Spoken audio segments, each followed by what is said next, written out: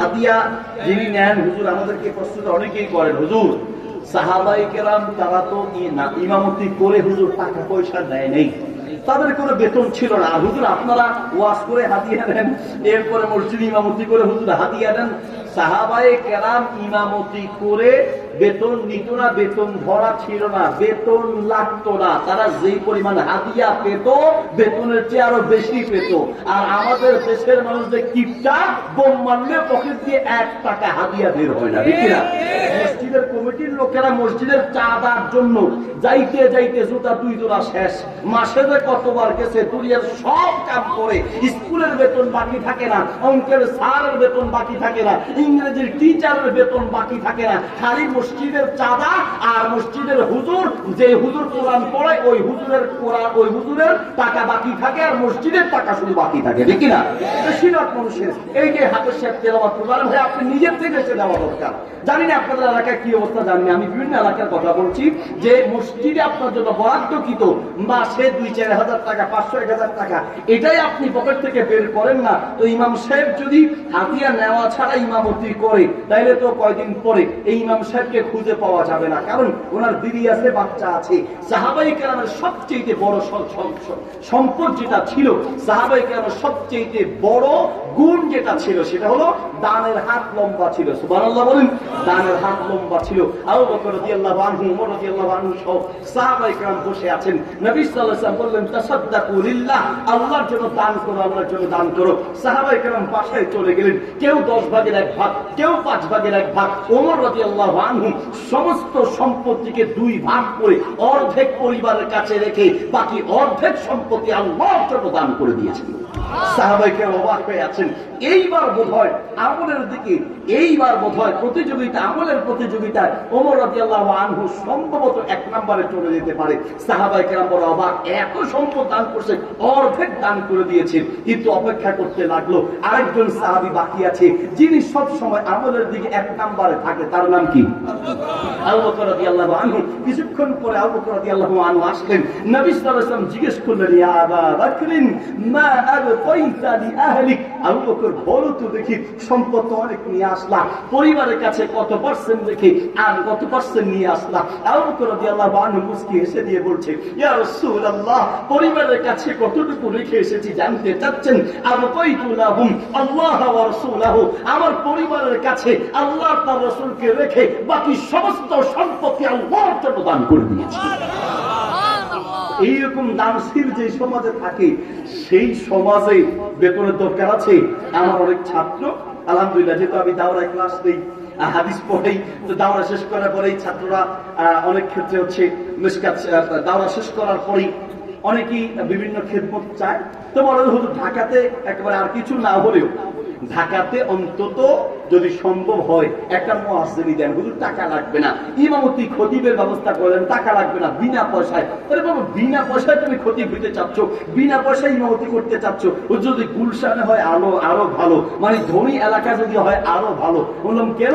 হুজুর সেখানে টাকা লাগবে না, ওখানে যেই পরিমাণ হাদিয়া পাওয়া যায়, যেই পরিমাণ হাদিয়া পাওয়া যায়, সেই হাদিয়া দিয়া একজন ইমাম খতিবের বেতনের চেয়ে বেশি পাওয়া যায়, ঠিক কিনা? অনেক এলাকা আছে এরকম। তো বলতে চাচ্ছি, আমরা হাদিয়া যদি বাড়াইয়া দেই, ইমাম সাহেবরা বেতন নিয়ে বন্ধ করে দেবে ইনশাআল্লাহ, হাদিয়ার রাস্তা খোলেন। আর না হয় আমরা যদি বলি যে না, বিনা বেতন ইমামতি করবে, তাহলে ইমাম খুঁজে পাবেন না।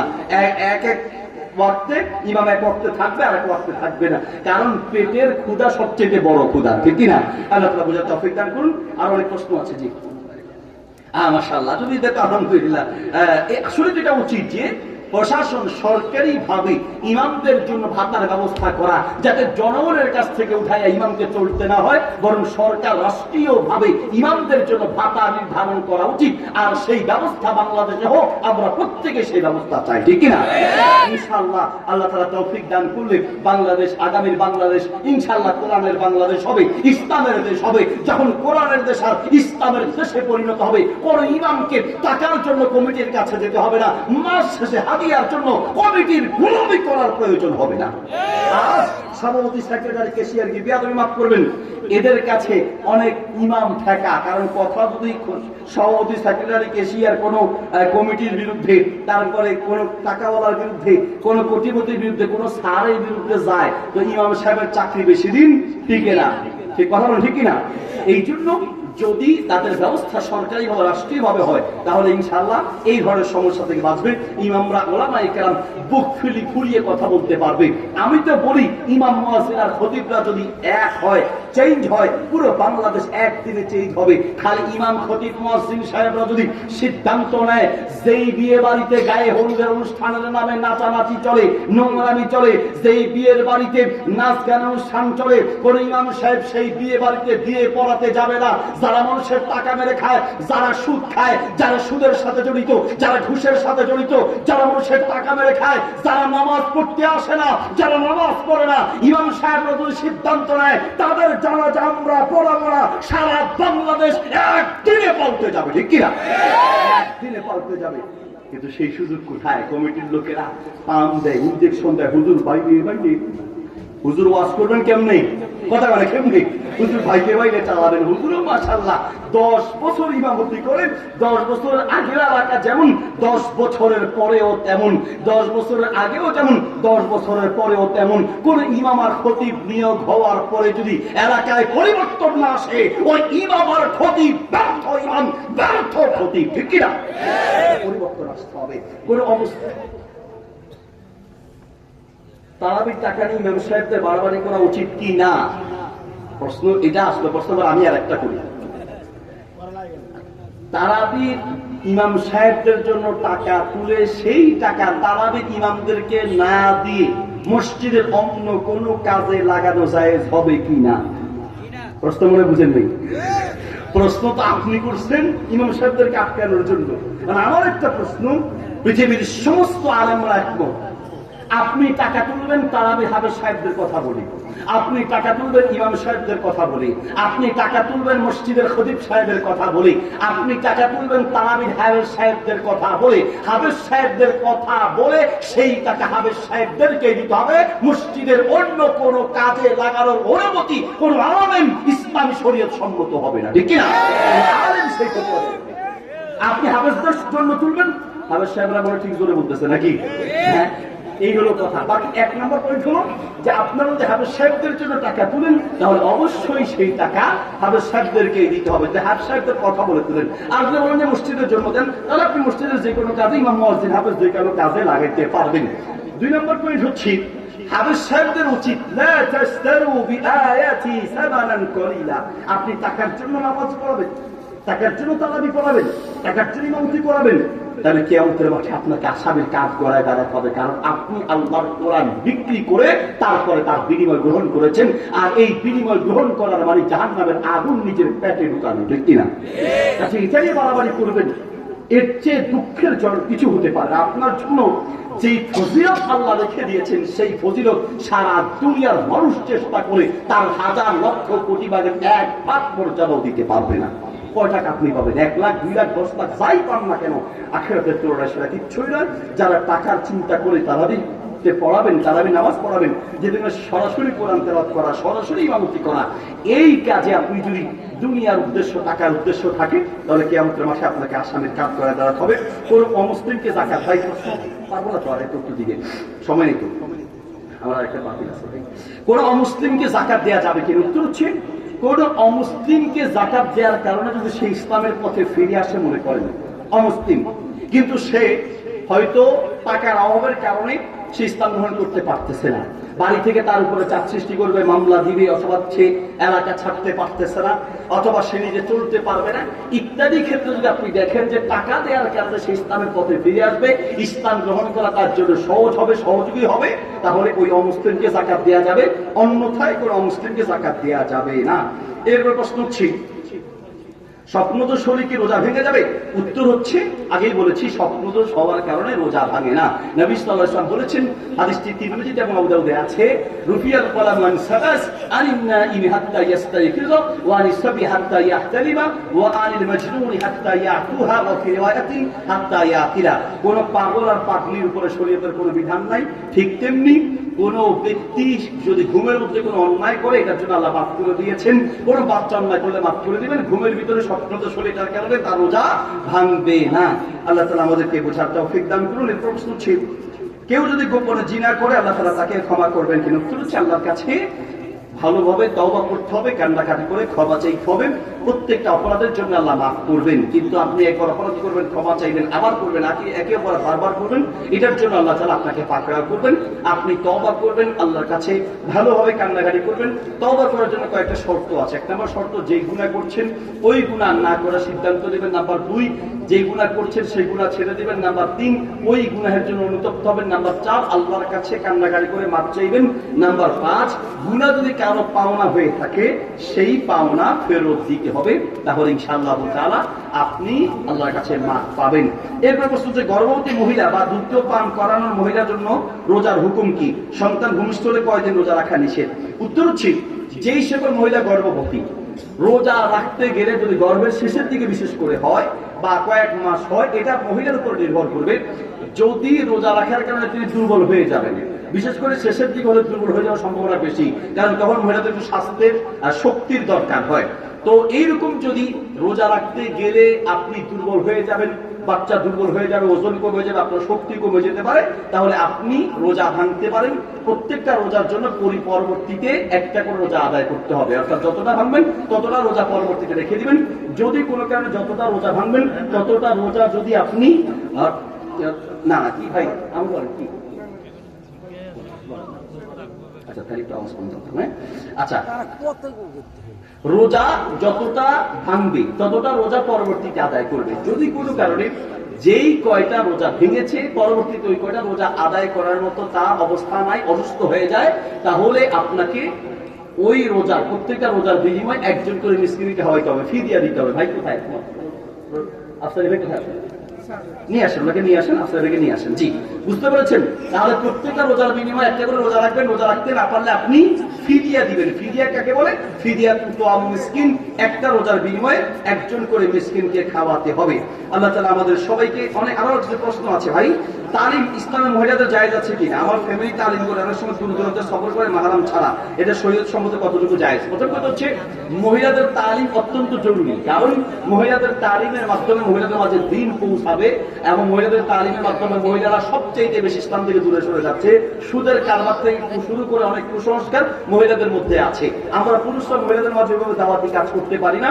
মহিলার মাঝে তালিম বা দাওয়াতি কাজ করে এটা ভালো, তবে সফরের দূরত্বে গেলে অবশ্যই স্বামীকে নিতে হবে অথবা অন্য করে মাহরামকে নিতে হবে।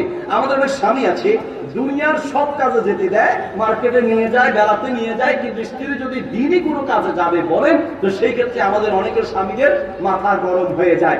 আপনি যদি আপনার স্ত্রীকে দাওয়াতি কাজে সহযোগিতা করেন, তালিমে বসার সুযোগ করে দেন, হয়তো আপনার এই ক্ষেত্রে একটু আরাম কম হবে, কিন্তু আপনি যদি তাকে দিনের কাজে সহযোগিতা করেন তাহলে তিনি তালিম করে বা দিন শিখাতে গিয়ে তিনি যে পরিমাণ সওয়াব পাবে, আপনি সহযোগিতা করার কারণে আপনিও সেই পরিমাণ সওয়াব পাবেন। আমি আবারও বলছি, মহিলারা তালিম করলে ভালো, তবে সফরের দূরত্বে গেলে অবশ্যই মাহরাম লাগবে, মাহরাম ছাড়া সে সফর করতে পারবে না।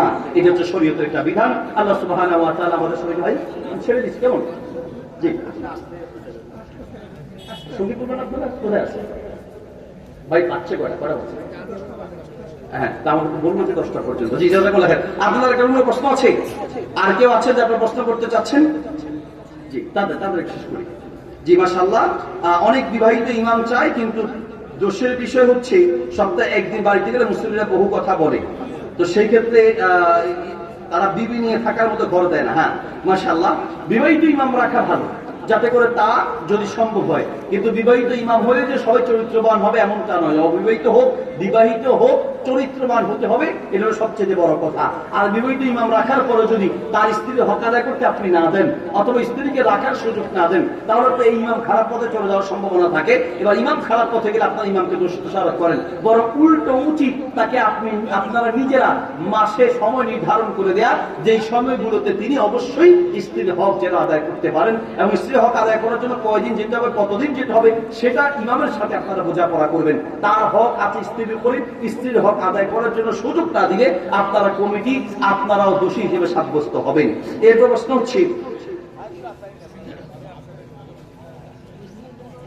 একই কথা। জাযাকুমুল্লাহ খায়র। প্রিয় ভাইরা আমার, আমি যে কথাগুলো বলেছি কথার উপর আল্লাহ তাআলা আমাদের সবাইকে আমল করার তৌফিক দান করুন। রমাদান মাস আসছে, রমাদান মাস উপলক্ষে আফসারি ভাই চলে আসতেছেন। হুজুর আসার আগ পর্যন্ত আমি 2-1 মিনিট কয়েকটা ছোট ছোট আমল বলে শেষ করে দিচ্ছি। কি কিছু বলবেন? কি বলছেন? না ওটা জি বলবেন। জি বলেন। হ্যাঁ আচ্ছা মাশাআল্লাহ। জি, অনেকে যে কন্ট্রাক্ট করে ওয়াজ করে বক্তা, তারা জি বক্তার এই কন্ট্রাক্ট করে ওয়াজ করা যায় আছে কিনা? উত্তর হচ্ছে ভাই, বক্তারা মাহফিল শেষ করে যে হাদিয়া দেয়, আমি প্রশ্নের উত্তর দিচ্ছি তার আগে আমি একটু ভূমিকা বলছি। সেটা হলো, যেহেতু আপনার প্রশ্নটা কেন করতেছেন আমরা তো বুঝতেছি যে এই প্রশ্ন করার মানে আমাদের বক্তাদেরকে আটকানো। সাধারণ এটা মনে হয় একটা প্রশ্ন না, অনেকের প্রশ্ন। কারণ হুজুর আটকানোর যা মাসালা আছে এটা আপনাদের সবাই মাসাল্লাহ জানা আছে, ঠিক কিনা? প্রিয় ভাইরা আমার, আলহামদুলিল্লাহ আমি আমার ব্যক্তিগত ভাবে আমাকে কত টাকা হাতিয়ে দিতে হবে। আপনারা আবার বুঝবেন যে হুজুর মনে হয় নিজে কন্ট্রাক্ট করে আসছে, এই জন্য হুজুর মনে হয় ঘুরে বাচ্চায় কথা বলতেছে না। ভাই আমি কোনো কন্ট্রাক্ট করিনি যে আমার সাথে ভাই আসছেন দাওয়াত দিচ্ছেন, কই এই যে ভাই দাওয়াত দিচ্ছেন জিজ্ঞেস করে দেখেন যে একটা পয়সা আমাকে এত দিতে হবে, এইরকমের কন্ট্রাক্ট আমি করি না, আমার কোনো কন্ট্রাক্ট নাই। বাকি কথা হলো, আমরা এই বিষয়টাকে নিয়ে যতটা আমরা মাতামাতি করি, নাচ নেচে গান গেয়ে কোমর ভুলিয়ে যেই সমস্ত নর্তকীরা একটা প্রোগ্রাম থেকে লক্ষ লক্ষ টাকা নিয়ে যায়, তাদের ব্যাপারে আমাদের অত ফতোয়া নাই। বক্তাদের বিরুদ্ধে ফতোয়া দেওয়ার আগে ওই নর্তকীদের বিরুদ্ধে সবচেয়ে বেশি ফতোয়া দেওয়া দরকার, ঠিক না? আচ্ছা বলেন, একজন আলেম যেমন আমার আলহামদুলিল্লাহ ফেনীতে আমার 4টা মাদ্রাসা আছে, আমার 3টা মাদ্রাসা, একটা এতিমখানা আছে, প্রতিবন্ধীদের একটা শাখা আছে যেখানে অন্ধরা পড়ে, কানে শুনে না তারা পড়ে, এতিমরা পড়ে। এরা আমার এই মাহফিলের টাকা, আমার ব্যবসার টাকা, এগুলো দিয়ে আলহামদুলিল্লাহ এবং কিছু মানুষের সহযোগিতায় চলে। বাংলাদেশের অধিকাংশ বক্তাদের ওয়াজ মাহফিলের টাকা দিয়ে মাদ্রাসা চালায়। এরা তো গিয়ে সিনেমা হল দিবে না, কোন বক্তাকে সিনেমা হল দিবে? কোন বক্তার টাকা নিয়ে সিনেমা হল দিবে না, কোন সুদের কাজে লাগাবে না, কোন হারাম কাজে লাগাবে না, ভালো কাজে লাগাবে। কাজে এই ব্যাপারে আপনাদের উচিত, আপনাদের খোলা মন থাকা এবং আপনাদের উদার হওয়া উচিত। আমি চাঁপাইনবাবগঞ্জ মাহফিল করে নামলাম, 4 বছর আমি মাহফিল ওখানে দিই নেই। গত বছর আমার সহযোগী যারা তারা নিচে গজনা হুজুর এবার অন্তত যায় দেখি, এবারও সেম একই অবস্থায়। আগে একবার এরকম ঘটনা ঘটেছে, মাহফিল শেষ করে নামছি, সাথে সাথে আপনার কমিটির যারা আছে একজনও নাই, একজন নাই। এত দূর গাড়ি ভাড়া কতবার চিন্তা করেন, নেওয়ার আগে অনেক লম্বা লম্বা পাম্প করছি, কিন্তু এখন কমিটির লোকেরা নাই। এত রাতে কোথায় যাই? আমি বাকি ছাড় দিই নাই, কারণ আমি এবার ছাড় দিলে আরেকবার দেখা যাবে আরেক বক্তাকে অপমান করবে। আমি সেখানে মেম্বার চেয়ারম্যান আনাইয়া তাদেরকে আনাইয়া মাপ চাওয়াইয়া টাকা দেন না দেন সেটা পরের কথা, ক্ষমা চাইতে হবে। জীবনে এমন কাজ করা যাবে না। মাইকে সবার সামনে তাদেরকে শিক্ষা দিয়ে তারপরে এসেছে। বাকি কথা হচ্ছে যে এইরকম আছে আপনাদের কমিটি আলহামদুলিল্লাহ ওইরকম না। বাকি অনেক কমিটি এমন হয় যে বক্তাদেরকে যার টাকা যা আছে সমানে ধরা গেছে। আমার মনে আছে প্রায় 8 থেকে 9 বছর আগে সৌদি আরবের এক বক্তা বাংলাদেশে এসেছিল। উনি আরবিতে ওয়াজ করবেন, ওনার দোভাষী হিসেবে আমি ছিলাম। ওনাকে মাহফিলে কন্ট্রাক্ট করে নিয়ে যে শুধু 70,000 টাকা ওনাকে দিবে, আর সাথে যারা আছেন তাদের আলাদা হাদিয়া তো আছেই। আমি ভাবলাম যে ওনাকে 70,000 টাকা দিলে, আরে বাবা আমার না দিলে তো 35,000 টাকা দিবে। আমি যেহেতু ফেনীতে যাচ্ছি, আমার একটা ধারণা ছিল আর কি, গাড়িও মাসাল্লাহ সেরকম খরচ টরচ করে গেলাম। একবার তখন নদীর ওপার ইয়েতে ফেরিতে করে যেতে যাওয়া লাগতো। মাহফিল শেষে আমাকে মাসাল্লাহ এইরকম একটা বান্ডেল দিচ্ছে। মানুষ তো রে ভাই, টাকা দেখলে তো সবারই একটু খুশি লাগে। টাকার বান্ডেল যেভাবে দিছে আমি মনে করছি মাসাল্লাহ এইবার বোধহয় এই বছরের সেরা মাহফিল হবে এটা। তো টাকা নিয়ে এসে সুন্দর করে মাসাল্লাহ আপনার হচ্ছে লঞ্চে উঠে ফেরিতে উঠে টাকা গুনতে লাগলাম। আমার যতটুকু মনে পড়ে যে সব টাকা, 2 টাকার নোট, 5 টাকার নোট সব মিলাইয়া 3700 টাকা, 3700 টাকা। অথচ আমার গাড়ি ভাড়া প্রায় 7 থেকে 8,000 টাকা গেছে। 3700 টাকা। হুজুর আপনি দোয়া করবেন, দিছি হুজুর, নেন, আপনি মাশাআল্লাহ খুশি হয়ে যাবেন। এইরকম অনেক ক্ষেত্রে করে ভাইরা আমার। বক্তাদেরও উচিত দ্বীনের কাজ, ইসলামের কাজ। এই ক্ষেত্রে মাছের বাজারের মতো দরাদরি করা ইসলামকে নিয়ে তামাশা করার সমান। স্টেজে উঠার আগেই অনেকে বলে যে টাকা আগে আমার অ্যাকাউন্টে পাঠিয়ে দিতে হবে।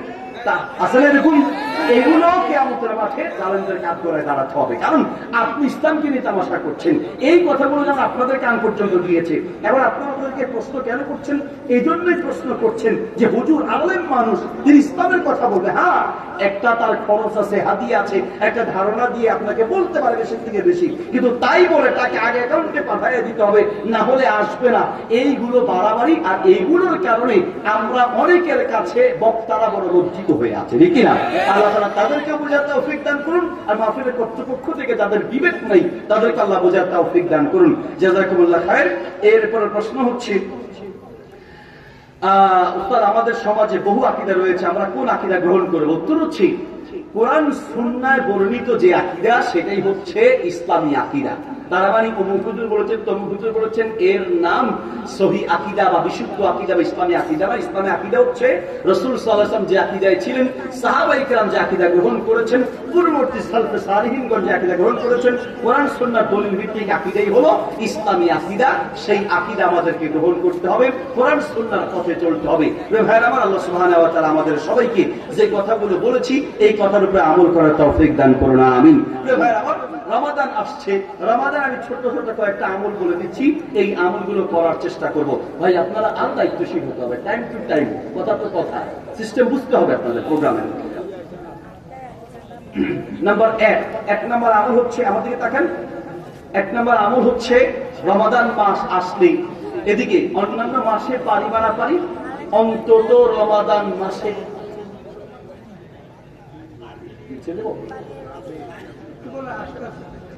রমাদান মাস আসলে আমাদের কিছু আমল করা উচিত। 1 নম্বর আমল হচ্ছে রমাদান মাসে ইশরাকের নামাজটা অন্তত নিয়মিত পড়ার চেষ্টা করবে। ইশরাকের নামাজ, নবী সাল্লাল্লাহু আলাইহি ওয়াসাল্লাম বলেন, যে ব্যক্তি ইশরাকের নামাজ পড়বে ওই ব্যক্তির আমল নামায় কবুল হজ এবং কবুল উমরার সওয়াব তার আমল নামায় লেখা হবে। কবুল হজ, কবুল উমরার সওয়াব আমল নামায় লেখা হবে ওই ব্যক্তি, যে ব্যক্তি ইশরাকের নামাজ পড়বে। ভাই, ইশরাকের নামাজ পড়লেই সবাই কিন্তু ইশরাকের নামাজের সমান সওয়াব পাও। এই হজ উমরার সওয়াব, হজ উমরা করলেই হজ উমরার সওয়াব সবাই পাবে না। হজ উমরার সওয়াব যদি পেতে হয় তাহলে আপনাকে হজ উমরা করার সময় অবশ্যই আপনাকে ইখলাসের সাথে আমলগুলো করতে হবে। আপনি শুধু ইশরাকের নামাজের মাধ্যমে হজ উমরার সওয়াব পাবেন। ইশরাকের নামাজ কখন করতে হয়? ফজরের ফরজ নামাজ পড়ার পরে সূর্য ওঠা পর্যন্ত আপন জায়গায় বসে থেকে সূর্য ওঠার 15 থেকে 20 মিনিট পরে যে ব্যক্তি 2 রাকাত ইশরাকের নামাজ পড়বে ওই ব্যক্তির আমল নামায় কবুল হজ এবং কবুল উমরার সওয়াব লেখা হবে। সুবহানাল্লাহ। আমাদের জীবনে অনেকে 50, 60, 70 বছর চলে গেল, এর মধ্যে এমন অনেক মানুষ আছে যে 2 রাকাত ইশরাকের নামাজ এখন পড়তে পারি নাই। তাহলে অন্তত রমাদান মাসে আমলটা করবে ইনশাআল্লাহ। নাম্বার 2 নম্বর ছোট্ট আমল ফজিলত অনেক বেশি। নবী সাল্লাল্লাহু আলাইহি ওয়াসাল্লাম বলেছেন, যে ব্যক্তি দৈনিক 100 বার লা ইলাহা ইল্লাল্লাহু ওয়াহদাহু লা শারীকা লাহু লাহুল মুলকু ওয়া লাহুল হামদু ওয়া হুয়া আলা কুল্লি শাইইন কাদির, এই দোয়াটা 100 বার করে পড়বে, তার আমল নামায় 5টা ফজিলত আছে। কয়টা ফজিলত? এটি কথা বলতে হবে, কয়টা? আরো জোরে। 5টা ফজিলত আছে। দৈনিক 100 বার লা ইলাহা ইল্লাল্লাহু ওয়াহদাহু লা শারীকা লাহুল মুলকু ওয়া লাহুল হামদু ওয়া হুয়া আলা কুল্লি শাইইন কাদির, এই জিকিরটি 100 বার করলে তার আমল নামায় 5টা তার জন্য ফজিলত রয়েছে। মাশাআল্লাহ, জাযাকুল্লাহ খাইর। ভাই চলে এসেছেন, হাইয়াকুমুল্লাহ। আল্লাহ তাআলা ভাইকে কবুল মঞ্জুর করুন। বারাকাল্লাহু ফিকুম, জাযাকুল্লাহ খাইর। জি আলহামদুলিল্লাহ, আমার ভাই চলে এসেছেন, জাযাকুল্লাহ। ভাই, আপনাদেরকে প্রসঙ্গ করে একটা কথা বলি। আমার ভাই শুনেন, আলোচনা শুনে হয়তো আপনারা অনেকে খুব মজা পান, আনন্দ পান, মারহাবা। পাশাপাশি ভাইয়ের যে কিছু লেখা বই আছে, ভাই বই আনছেন আজকে? মাশাআল্লাহ। আমি নিজে ভাই বইগুলো পড়ি। আবার বলবেন যে আমার শিখাই দিছে, ভাইয়ের সাথে আমার কোনো কথা হয়, আমি নিজের থেকে বলতেছি। আমি ভাইয়ের ওয়াজের চেয়ে লেখার ভক্ত বেশি। তার মানে ওয়াজ তা আমি নিজে যেহেতু করি ওয়াজ শুনি কম, কিন্তু ভাইয়ের লেখা অনেকগুলো বই আমি নিজে দেখেছি অত্যন্ত চমৎকার। এই যে ওয়াজ শুনে আপনি চলে যাবেন, ওয়াজ শুনে আপনি চলে যাবেন, ওয়াজ বাড়িতে নিয়ে যাবেন। আজকে আমিও করলাম, ভাইও করবে, এগুলো আমরা চার্জ দিলাম, চার্জ। এই চার্জ দিয়ে আপনার সফলতা পরিপূর্ণ আসবে না। যেটা শুনবেন বাড়িতে কিছু নিয়ে যাবেন, আর নিয়ে যাওয়ার জন্য যে বই, শুধু ভাইয়ের কথা বলবেন না, যে কোনো আলেমের লেখা কিছু কিছু বই বাড়িতে নেবেন এবং সেই বইগুলো নিজেরা পড়বেন, রাখবেন। বুঝাতে পেরেছি? কমিটির ভাইরা স্টেজে এত মানুষ উঠলে চলবে না। আমি আলোচনা করতে আমার অনেক ডিস্টার্ব হয়েছে। স্টেজে মানুষ কমাইতে হবে।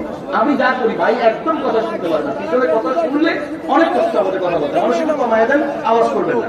তো বলতে চাচ্ছি যে অনেকগুলো বই ভাইরা আছে আলহামদুলিল্লাহ, আপনারা যাওয়ার সময় নিয়ে যাবেন, বইগুলো বাড়িতে নিয়ে তারিফ করবেন। এই যে বাড়িতে রাতে 5 মিনিট 10 মিনিট আধা ঘন্টা বিবি বাচ্চা সবাইকে নিয়ে কোরআনের তাফসীর আছে, মাশাআল্লাহ, জাযাকুল্লাহ খাইর, হাইয়াকুল্লাহ ভাই। আলহামদুলিল্লাহ হাদিয়া দেওয়ার দিকে ভাইকে বলবো আমি, জাযাকুল্লাহ খাইর, আমার বাচ্চাকে হাদিয়া দিচ্ছেন, আজকে আমাকে হাদিয়া দিচ্ছেন, আল্লাহ তাআলা ভাইকে কবুল করুন। তো বলতে চাচ্ছিলাম যে বাড়িতে টাইম করে নেবেন, 10 মিনিট 20 মিনিট আধা ঘন্টা ভাই অল্প সময়ের জন্য হলেও তালিম শুরু করবেন। এইরকম একটা জুমার খুতবা অথবা একটা ইসলামিক বই অথবা কোরআনের তাফসীর হাদিসের কিতাব নিয়ে মাঝে মাঝে ছেলেকে বলবেন আপনি করতে পারলে আপনি করবেন, না হয় বাচ্চাদেরকে বলবেন। মুসলমানের প্রত্যেকটা ঘর একটা ছোট্ট মাদ্রাসা হওয়া দরকার, ঠিক কিনা? আপনারা কি মাদ্রাসায় গিয়ে ভর্তি করতে পারবেন? পারবেন। আপনার ঘরটাকে মাদ্রাসা বানানোর চেষ্টা করতে হবে।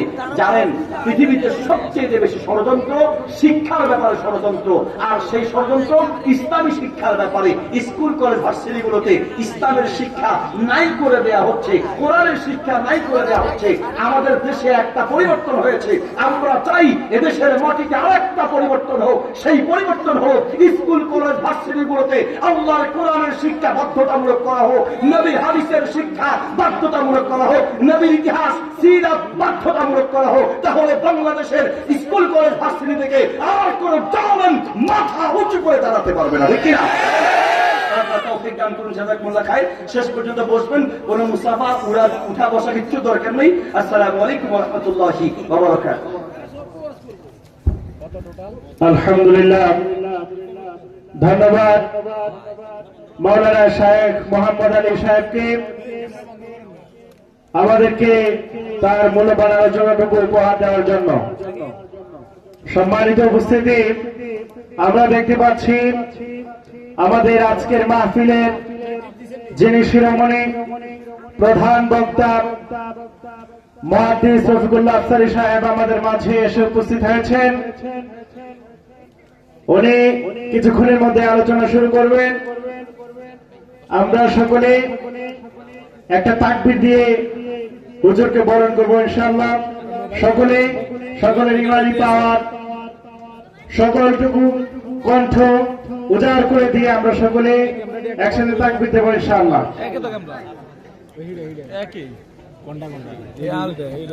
নারে